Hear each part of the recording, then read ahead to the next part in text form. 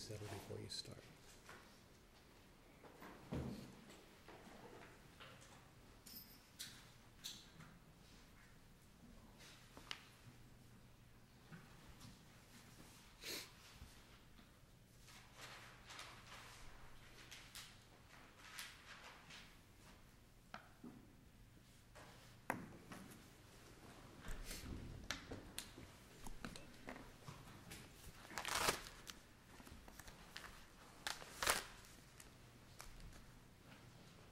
I think we're ready now. Good morning, and may it please the court. My name is Mark Peoples. I represent the state of Florida Department of Transportation. I'd ask for 3 minutes for rebuttal, please. Thank you. Your Honor, sovereign immunity, unless waived by the legislature, is absolute. Sovereign immunity, any waiver of sovereign immunity must be express, it must be narrowly construed, and cannot be made by product of inference, implication, or public policy. The legislature has, wisely or not, waived sovereign immunity in 2 areas: certain torts and contract claims based on a contract that the legislature has authorized and the state has approved. United Capital is not suing the department in contract and repeatedly stresses that they're not suing us in contract and they're not suing us in tort. As a consequence, sovereign immunity bars are Let me stop you there, because yes. I get the tension in kind of the way United Capital tried to thread the needle on the arbitration issue. Assume for the moment that United Capital's rights sound in contract, and it's the contract between Arbor Juan and FDOT. Why does sovereign immunity bar a claim that is based on that contract, or where the rights and obligations arise from that contract? And as you know, Judge Lario, it's very difficult to make that assumption given the litany of times that they deny that they're suing on the contract between the department and Arbor Juan. But based on that assumption, I'd refer Your Honor to the West Orange case. But in West Orange, somebody was trying to foist upon the government obligations to which it had never agreed and a contract to which it had never signed. Here, there's a contract that the government signed that gave it an obligation to pay to which it agreed. And the UCC supplies contract rules of the road, which says that any assignment clauses aren't valid, and the assignor, when there's an assignment and there's notice, you pay the assignee. Why isn't the government bound by the contract rules of the road just like any private contracting party would be? If I understand your distinction between West Orange, it's because in West Orange, the sovereign, which is to say Orange County and the city of Orlando, actually did negotiate a contract. Didn't sign it. Didn't sign it, but they did negotiate a contract and performed under it partially. We don't have that here. There's no contract between us and United Capital. There was no negotiations of a contract between us and United Capital. There was no partial performance of a contract between us. Let me try to get it this way. Pretend there was no anti-assignment clause in your contract. Pardon me? Pretend there was no anti-assignment clause in your contract with Arbor Juan, sure. Right? General rule in contracts is contracts are freely assignable unless contract provision or law prohibits it, right? I would agree with that, yes. Okay. So if there was no anti-assignment clause in the contract, could Arbor Juan have assigned this to United Capital, and would this claim be barred by sovereign immunity in that event? I think so, under the language of West Orange, which says that it's axiomatic that the waiver of sovereign immunity only applies if the written contract is properly approved by the state. The state wouldn't have approved that assignment, and absent approval of the assignment, under West Orange and Pan Am, sovereign immunity was still attached. But I can move on from that if you like and say sovereign immunity is not necessarily the gravamen of the summary judgment action. Keep in mind that we also have the argument under the MP Starr case out of the Supreme Court of Ohio, the only case that interpreted the language that says that the UCC, the relevant provision of the UCC does not apply to transfers by a government unit. The Ohio statute and Florida statute are identical. the Ohio's principles of statutory construction and Florida principles of statutory construction are identical. And as I said, it's the only precedent on point, and if this court were to elect to follow MP Starr, even if it finds the summary judgment, the sovereign immunity argument unavailing, this court could still find that the trial court erred on summary judgment under the MP Starr analysis. Yeah, and I guess my question on MP Starr is really, listen, our job when we interpret statutes, right, is not to find the dictionary definition, it's to find the ordinary meaning of a term, right? I mean, in other words, while dictionary definitions may be one source of finding or one source of evidence of ordinary meaning, we really try to interpret statutes as reasonable people who adopted those words would understand them. And I guess, you know, when we talk about making payment on an account, we don't talk about transferring money to that account or transferring money in satisfaction of that account. I mean, we talk about making a payment, don't we? That's the word the statute uses twice. It's payment. Why should we interpret transfer to kind of encompass what I think is commonly understood as making a payment? Well, the MP Starr case found that under the dictionary definition, and I take your point that the dictionaries aren't necessarily dispositive of what the common sense meaning of language might be, but there's a plethora of cases that do use dictionaries to determine what that common usage is. And the MP Starr case looked it up in the dictionary and found that transfer would include payment. And importantly, there's no case that holds otherwise. They haven't found a case that holds otherwise. They do argue that there are UCC comments that to the revised model UCC, which Florida hasn't adopted, that would suggest that MP Starr was wrongly decided. But under Ohio law and Florida law, we don't look to comments if the statute is unambiguous. There's no argument that the statute's unambiguous. They haven't raised it, we haven't raised it. The trial court didn't find it was unambiguous. Does the structure of the statute at all indicate that the term transfer is intended to refer to the transfer of security interests? That is to say, that Article 9 of the UCC is overwhelmingly concerned with the creation and alienability of security interests and collateral, and that when the statute speaks to transfer, it's talking about transfers of collateral or security interests. It's not kind of talking about the ordinary act of making payment on a debt. As your Honor knows, transfer isn't defined in the statute, so it's difficult for me to reach that conclusion. The standard in Florida is that when a statutory term is undefined, you endeavor to find the plain meaning of that statute, and the plain meaning of transfer includes payment. And under the only precedent reported in the entire country on point, which is the MP Starr case, the transfer by a government unit applies to payments in this type of case. Now, we've been talking about assuming that they are suing under the Arbor Juan contract, and I appreciate what you said, that they endeavored to thread the needle, but they didn't thread the needle. Our reply brief goes into this in some length, that at a hearing below, we're not suing on the contract, we're suing under the UCC. They argue for a right to payment under the UCC, not because of a breach of the Arbor FDOT maintenance contracts. Isn't their complaint predicated on a breach of that contract, though? Their complaint in the venue clause alleges that, it's page 35 of their answer brief, I believe. Just bear with me, please. Yes. Paragraph 2 of the complaint. This lawsuit is founded on a breach of an express provision and/or an implied covenant of a written agreement, thereby authorizing venue in this court pursuant to Florida Statute 337-19-3.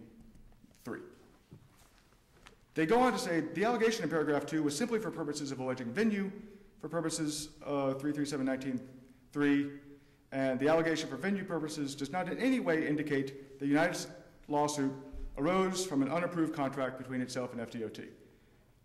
I don't understand that. I'm sure that they'll explain it when they stand up. Paragraphs 23 and 25 of the complaint, which explicitly refer to the department's obligation to pay United those sums that are due and owing under quote-unquote the FDOT contracts, and that failure was a breach of the FDOT contracts. At the hearing on the motion to transfer venue, the trial court read what I just read, paragraph 2, and I'm addressing your question by reference to this exchange at the hearing. At that hearing, the trial court read what I just read to you, the paragraph 2 of the venue clause, and said, okay, that being what? That breach of contract being what? And they said, that being the duty of the state to pay Arbor the money and failing to honor the notice of assignment we gave them, which was to pay us in Pinellas County. Now, they sued us in Pinellas County. A venue for contract purposes accrues where payment was to be made. Payment was to be made under the Arbor contracts in Homestead, down Dade County. They sued us in Pinellas because the factoring agreement had a venue selection clause seating venue in Pinellas County. Problem with that is, so what they're arguing is that we breached the obligation to pay United Capital under their factoring agreement, under the notice of assignment. We never agreed to the notice of assignment. We never agreed to the factoring agreement. And so when they're arguing that, to the extent that they're arguing, and I don't think that they are for those reasons we outlined in the reply brief and I just referred to, we're not suing in contract, we're suing under the UCC. To the extent that they're arguing that they're suing in contract, the contract that they're suing on is a factoring agreement that we're not a party to. And under West Orange, that means we have sovereign immunity. But, and again, I understand the set of concerns around which the way Arbor or the way United kind of characterized its claims for litigation purposes in the trial court. But I mean, wouldn't just plain old assignee under a contract steps into the shoes of the assignor, right, and takes the assignor's rights. So there was a contract obligation, assuming the assignment is effective against the state, to pay United the money, isn't there? It's the assuming that the assignment is effective against the state that's the problem. First of all, because of the anti-assignment clause. Secondly, because sovereign immunity only applies to contracts that we approve. And the department's position is that extends to assignments. We can approve assignments under the contract. Had we entered in some kind of three-party agreement between us, United Capital, Arbor Juan, similar to the Massachusetts case, the Reading case I think it was, if we had done that, I don't think there'd be any problem. And I think that we would be authorized to do that. Under the UCC, we'd be authorized to do that. And had we failed to make payments to United Capital under such a contract, I would acknowledge that they could sue us for breach, as you could sue the state for any breach of any contract under the Pan Am decision. But absent that kind of affirmative approval by the state, sovereign immunity attaches. Let me ask you this. Let's forget about definition of transfer and forget about sovereign immunity for a minute. Is there any reason, any policy reason that the legislature might have been thinking about that would suggest we should have a different rule for these kind of factoring arrangements when the account debtor is the state or a political subdivision of the state or an agency? I mean, why treat state agencies differently from everybody else? Well, first of all, as Your Honor knows, Judge Wallace, sovereign immunity can't be waived because of public policy. It has to be an express waiver in the statute, and the UCC simply doesn't waive sovereign immunity. But why the legislature might have decided to treat the state differently, one reason that we discuss in our response to the amicus brief is that it's not good public policy. They acknowledge that these kinds of arrangements do potentially put the account debtor on the hook to pay twice. It wouldn't be good that's true for everybody. And it wouldn't be good public policy to make the taxpayers pay twice.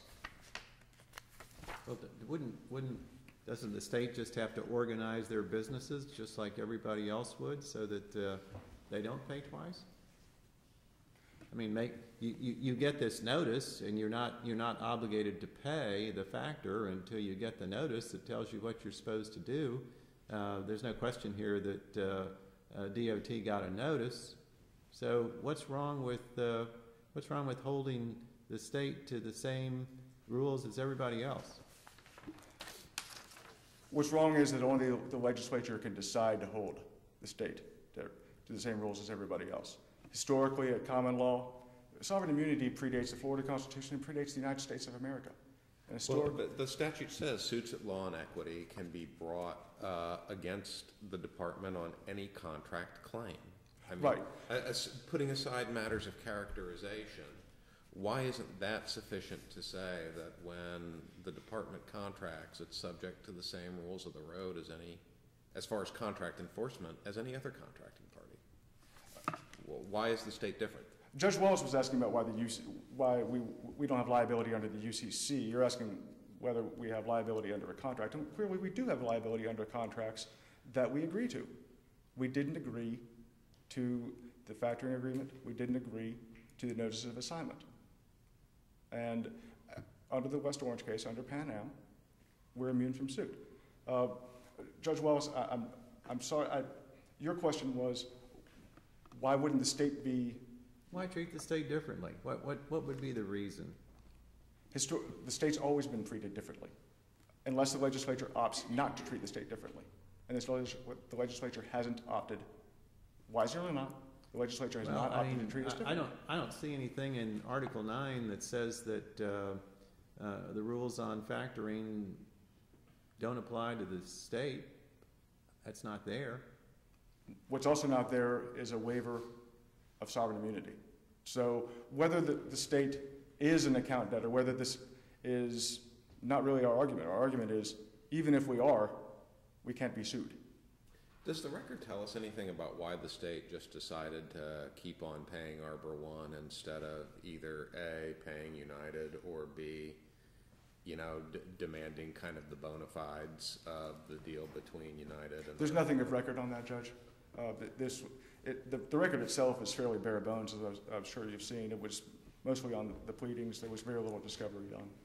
Nobody was deposed, if memory serves. I'm sorry, I'm having difficulty with the lights, and I don't know how much time I have. You're at 1646. And it's 20 minutes? Correct. All right. If your honors don't have any questions at this time, I'll reserve the rest of my time for rebuttal.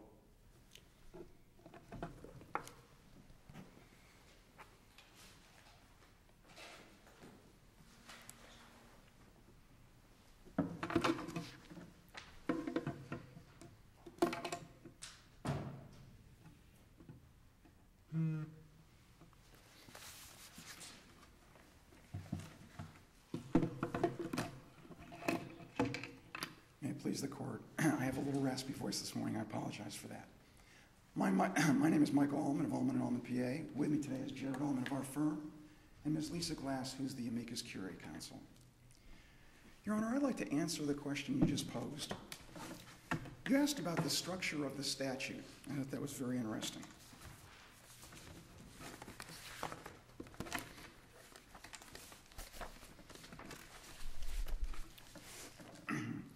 In the MP Star case, they state the structure of the statute, which is identical to the statute we have in Florida. It reads, this chapter does not apply to a transfer by a government, state, or governmental unit. It's interesting that in the NPR case, the court never addressed the word by.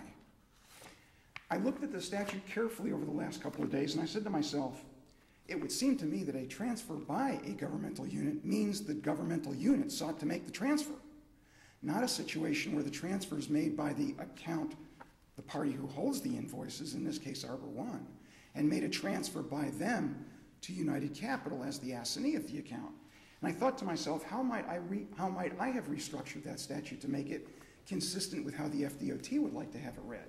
It could have read a transfer in respect to a government, state, or governmental unit, a transfer in connection with, or a transfer involving. I thought that the state's argument was that the payment of money to Arbor Juan is a transfer of money by the state to that entity. That would be true. That would be true that there's a transfer being made to Arbor One in accordance with the contract that's being made, but that would have no applicability to the right to receive an assignment from Arbor One to United Capital, which is the issue in this case, the right to receive payment on the account. And interestingly enough, in every judicial law review article that's been written on the MPR case, which your honors probably well know, resoundingly criticized it. They do point out that when the official code comments were enacted in 1972, with respect to the statute that's been, that section of the statute that's being addressed, the code commentaries, which is the the organization that drafts the Uniform Commercial Code and then submits it to the states for adoption, are probably the best source of trying to understand what the comments, should I stop for a moment, Your Honor? No, not at all.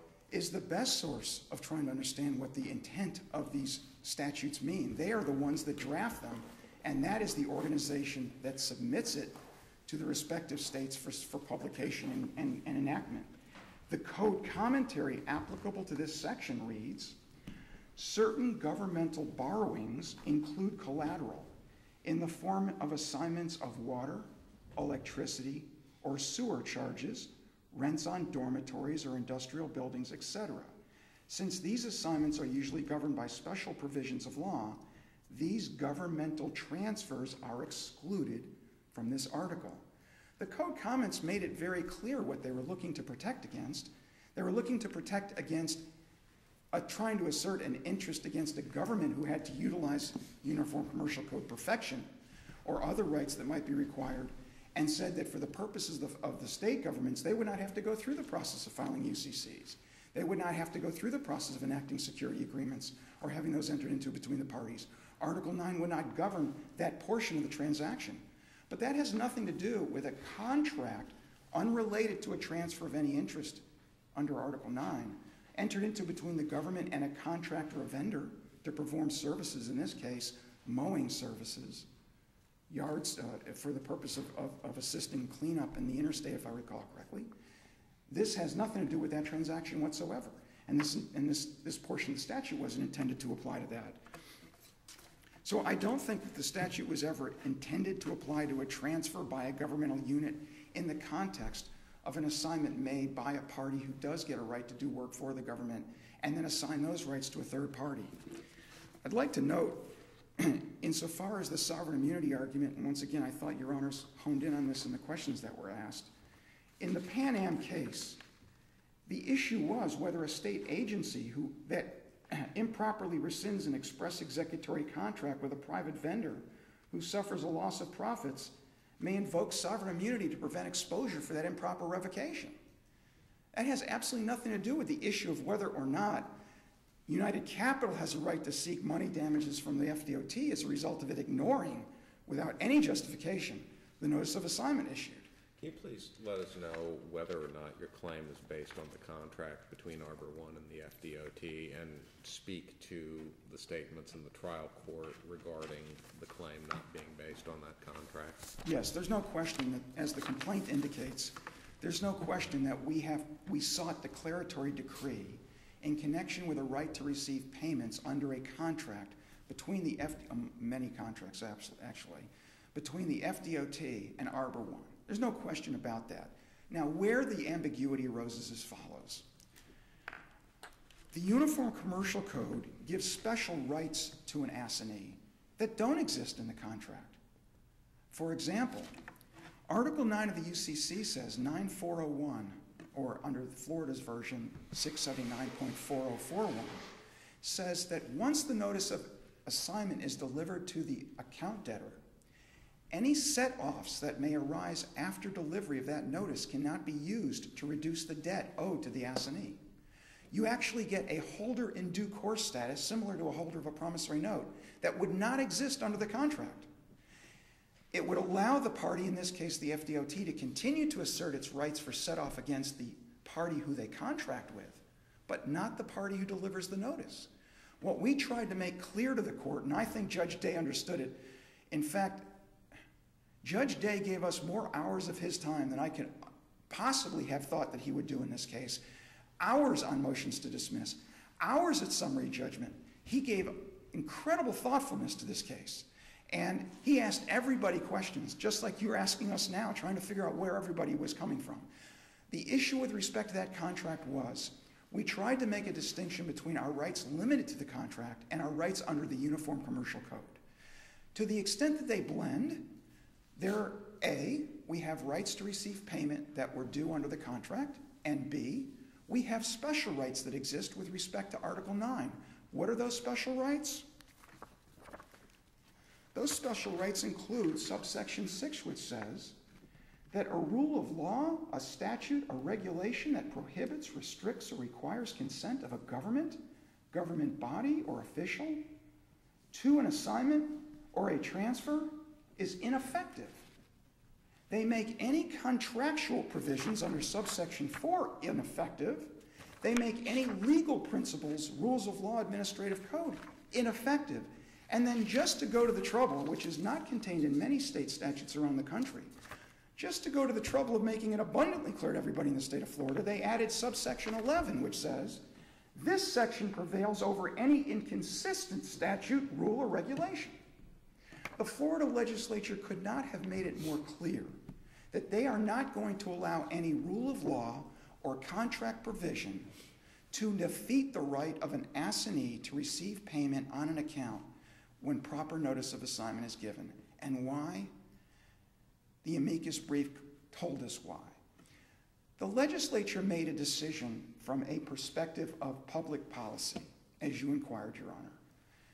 They would rather have the free flow of money to enable companies like Arbor Juan, who couldn't afford this deal, without first getting our money to do this job, versus giving the state the right to say, we're just going to ignore these and decide not to pay. Arbor Juan could not have performed this project without getting our cash. We paid Arbor Juan for every invoice that we bought. They're not the totality of invoices that were paid. The Florida Department of Transportation decided to pay $500,000 more than they owed us. After they received our notice of assignment, we were owed $85,000. But what they were not allowed to do is, to our disadvantage, we went ahead, advanced funds. I believe that our advance rate was 90%. So we paid Arbor Juan 90% of the face value of every account that they had, that they performed services for the maintenance work, which was mowing the grass for the FDOT's interstate transportation system. So now they get paid once. United Capital delivers 5 notices of assignment to various departments within the FDOT. The FDOT now pays Arbor again. So now they get paid twice for the same work, and United Capital hasn't received dime one. Now they don't go, the Florida Department of Transportation could have, under the Uniform Commercial Code, they could have sent us a letter, and they could have asked us to establish the bona fides of our request for the assignment. They had that right. And if we didn't deliver a response in a reasonable period of time, they could have ignored us. They did not do that. The record reflects they did not do that. In fact, this is the only summary judgment hearing that this court has probably ever seen on appeal where there was no response to the motion for summary judgment filed by the FDOT at the trial court level. There was no affidavit in opposition to the affidavit of Mr. Ivan Baker. And there were requests for admission that were delivered to the FDOT that went unresponded. Mr. Ted Avalon and I had an excellent relationship at the trial court level. I called him. I said, Ted, did you make a mistake by not responding? And he said, no, we don't intend to respond. I said, oh, you're admitting? And he said, yes. And that was made clear at the trial court level once again, when at the trial court level I reiterated that Mr. Avalon was contacted, and he confirmed for me that he intended to admit that over $600,000 was paid on accounts that belonged to Arbor Juan when they should have instead been paid to United Capital. We delivered to the court a notice of supplemental authority. It's a pretty amazing case that's been adopted throughout the country. And it's a decision that was rendered by the Massachusetts Supreme Court, Redding decision. The Redding Co-op case says the Uniform Commercial Code is designed to be a complete scheme of how the entire process works with respect to a secured party's rights vis-a-vis damages and the receipt of funds. They went through a very long and detailed discussion about what damage methodology is. I know in this appeal there's an issue about whether our damages were legitimate or not legitimate, and I know in the brief we discussed with the court how both judgments were submitted by both sides, both had the same exact damages. That was once again because Mr. Avalone and I had a wonderful relationship and we talked about it. We discussed things together. He questioned why we were pursuing attorney's fees with respect to monies that were due to United Capital in the first action filed against Arbor Juan. And my response was, Ted, if that is a problem for you, I'll remove it, which I did. And then we had another couple of issues with the judgment. We said, fine, instead of delivering one judgment to the court, why don't you submit your version, and I'll submit my version, which we did. Both versions had the same exact damages because instead of seeking everything that was paid by the Department of Transportation, we agreed to limit our damages to those damages that arose in connection with our relationship with Arbor Juan. In the case that was decided in Reading, the court says the underlying damages that exist between the parties is irrelevant. They said, we don't care if you sustained $1 or if you sustained $1 million. What's important is once the notice of assignment is delivered to the account debtor, they have to pay every dollar. And in accordance with Part 6 of Article 9, the secured party may in fact receive a surplus. But the code describes how you go about dealing with that surplus. You pay back your expenses, you pay back your interest, you pay back your attorney's fees, those that you're entitled to receive from your borrower, or in this case, factoring client, and whatever's left goes to the debtor. So in that case, Reading says we don't concern ourselves with the money damages. The FDOT got the benefit of the decision we made. We could have said you owe us $600,000 plus. That's the amount of money that you paid after the notice, and we didn't. There was no harm, no foul incurred by the FDOT with respect to the damage methodology. This court has an internal operating procedure that encourages lawyers to use their time wisely and deal with essential points at issue only. I read that and said, I don't think I need to spend more time than is necessary, and I want to honor that request. Unless there's any questions that you may have for me, I don't have anything further. Thank you very much. I would ask that the court affirm a decision that was made by the trial court judge with an awful lot of effort, an awful lot of time, and an awful lot of thought. Thank you.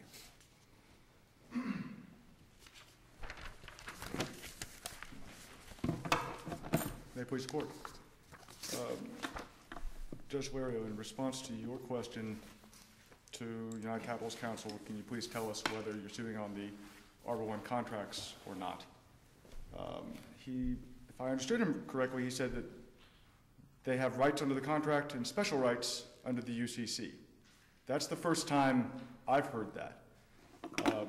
And once again, I think that the idea that they're suing under the Arbor Juan contract cannot be reconciled with statements below, statements in their brief.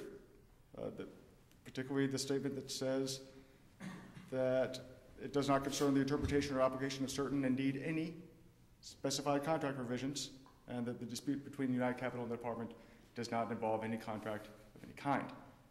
Now, if for whatever reason this court decides that they are suing in contract, then the court, I would suggest to the court that they are bound by those contract provisions between the department and Arbor Juan. And one provision, which we discussed in our brief, would have referred this case to binding arbitration, and I would suggest that as an alternative remedy, the trial court erred in denying the department's motion to refer the case to binding arbitration before the State Construction Board. He focused a good bit of his argument on Reading. Would this case have been eligible for submission to the State Arbitration Board? I guess a couple of questions about that. One, it wasn't a construction project. Two, it wasn't a claim for additional compensation or an equitable adjustment.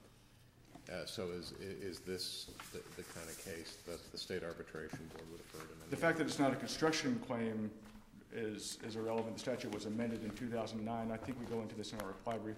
The statute was amended in 2009 to say that the State Arbitration Board has jurisdiction over both construction and maintenance contracts.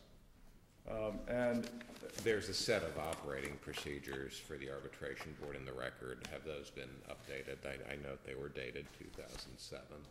I don't know whether they've been updated or not. But regardless if they haven't, the operating procedures obviously couldn't override in some fashion the organic statute that created the board in the first place.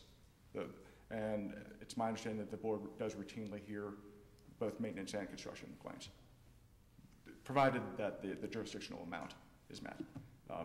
And this claim would have qualified under the arbitration, under the statute and the operating provisions. They discussed the Redding case. I discussed that too, if your honors will recall. Redding actually involved the account debtor entering into what they called an acknowledgement agreement between the factor company and the contractor. That was a significant part of the court's decision. We also go into this in our response to the amicus brief. On page 11, the account debtor signed an acknowledgement agreement, agreeing to notice of assignment, and agreeing to make payments to the assignee. Again, I think the department could have done that in this case, but we didn't. And had we done that, and had we failed to follow through on that, I would agree under Pan Am, under West Orange, they could have sued us for breach of contract. We didn't do that. There is no contract between us and United Capital, and therefore they can't sue us for breach of contract under West Orange and Pan Am. And your time has expired. Your Honors, I appreciate your time. I'd ask that the court reverse the trial court's order granting summary judgment and reverse the trial court's order denying the motion to change venue. Thank you. Thank you. Thank you both. Well presented.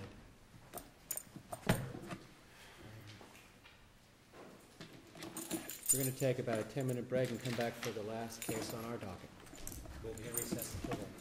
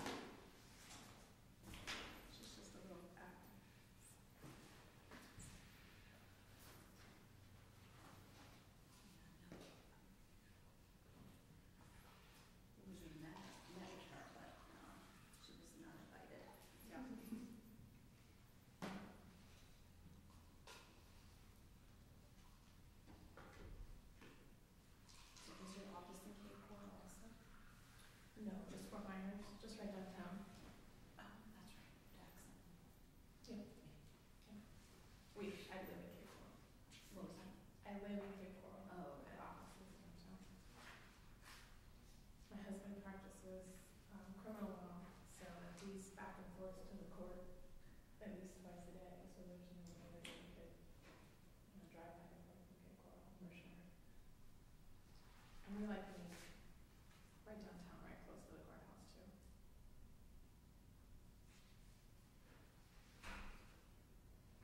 So you guys merged with Rogers Chubb? No, not sort of. They acquired our litigation department, so the Powell law firm litigates and Brett Powell still does primarily appeals. Okay. But our Fort Myers litigation department rolled into RT. Oh, okay. Okay.